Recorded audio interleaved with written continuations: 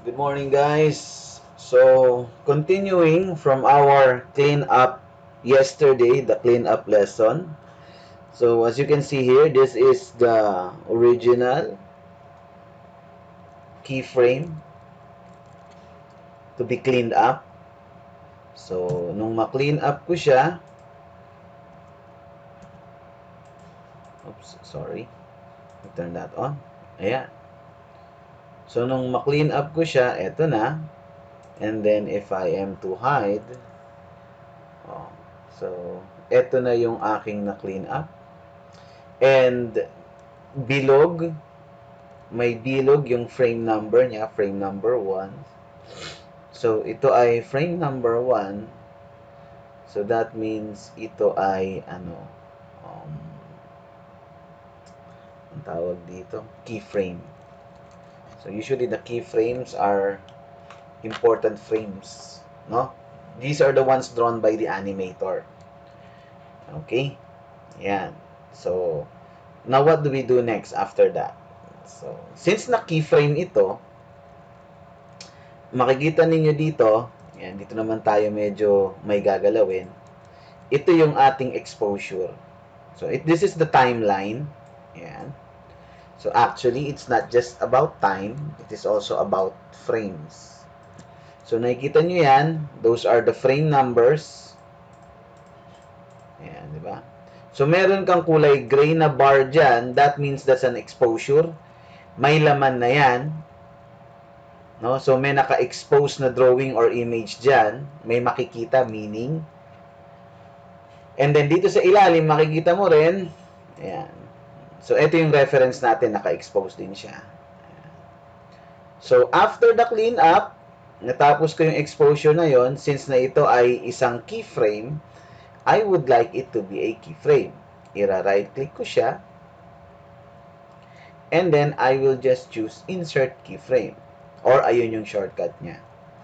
F6. Yan. So, ayan na. So, that's an indication na keyframe siya. Okay, so what's next after this? So, after this, kung tapos na tong frame na ito, syempre, I can delete this. Delete ko na lang muna. Delete. I can delete it directly here sa ating node view.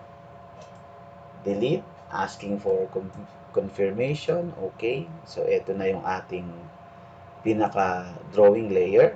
Animated drawing. Sorry, keyframe drawing natin. Or key drawing. So, ngayon, naglalagay tayo ng other frames. So, still the same. I have placed my line test files doon sa aking source file. So, makikita ninyo, as per the files given to me, for example, binigyan kayo ng mga key drawings. So, ito yung mga key drawings na yon. Laging may bilog ang key drawings. No, from traditional practice. Yan. Lagi silang may bilog. Sila yung key. So, pagka minove ko sila, next, ayan. So, yan yung ating mga key drawings na i-clean up. So, ang gagawin ko ngayon, I can import them into my scene. So, I'll go to File. Still the same step, Import Images. I can go to Browse. Or I'll go to Browse and then, tapos na ako sa 1. So, 3 up to the rest. Open. Okay. Ayun. So, makikita ninyo, eto na. Frame 3 na yung kasunod. That's why, medyo yung reference sa liwa na doon sa, di ba? Sa liwa doon sa drawing. Di ba? So, that means this is frame 3. Ayan. Yan ay ite-trace or i-clean up. Now, how do I arrange this? Ayan, paano ko makikita yung mga nodes? I can select all of these nodes. Ayan, lahat yan I can select. And then, dito sa ibabaw, I can arrange them. Order the node viewing up. So, ito ay mga default amounts for the spacing in the node view. Press OK ko lang. Ayan, so na-distribute sila.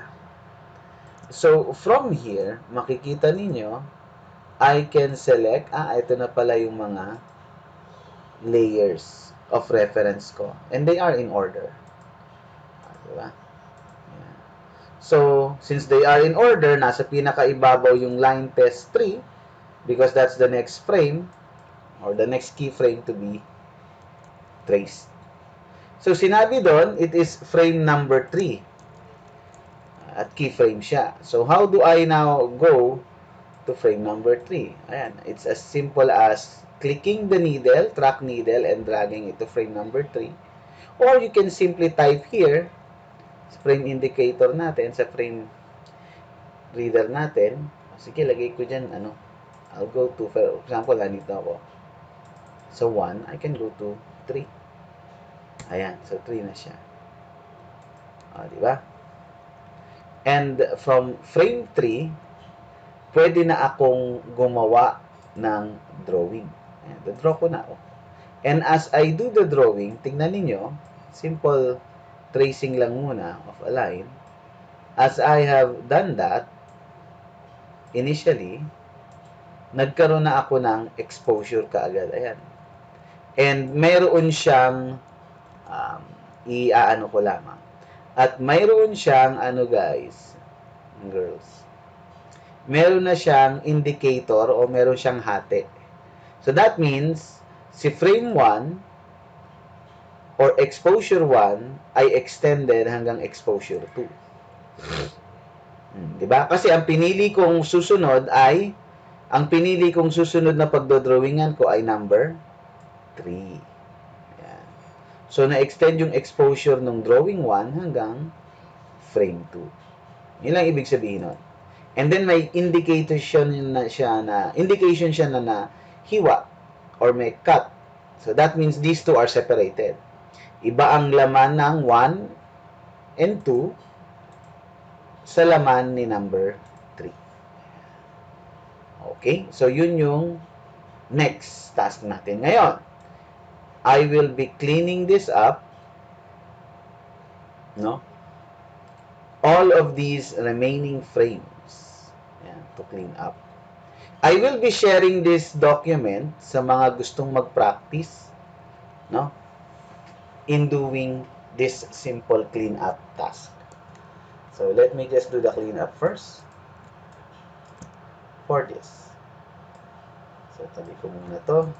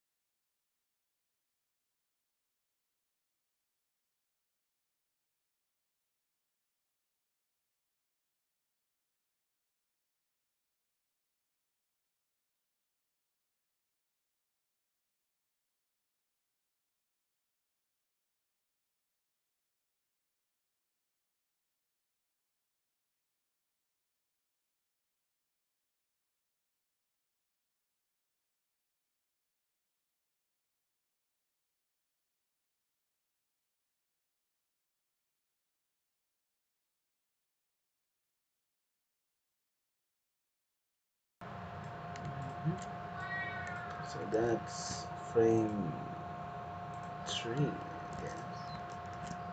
Just fit, yeah. This is frame 3.